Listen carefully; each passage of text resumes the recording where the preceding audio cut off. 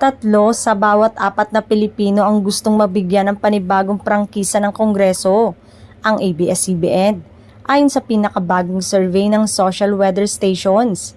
Sa survey na ginawa simula ngayong taon, lumabas na nasa 76% o 3 sa bawat 4 na Pilipino ang gustong makabalik ang prangkisa ng Kapamilya Network.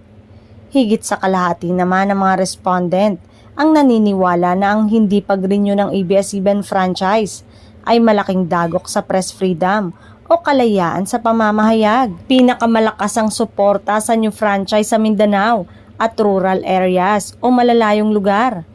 Maaalalang isinusulong kasi ni Representative Rufus Rodriguez na isagawa na raw ang pagdinig ng Kongreso para mabigyan ng ABS-CBN ng bagong prangkisa. May panahon pa ang Kongreso ngayong Hunyo para talakayin ang prangkisa ng ABS-CBN upang maitama ang mali at mabigyan ng hustisya ang sinapit ng kumpanya nung ipasara ito noong 2020.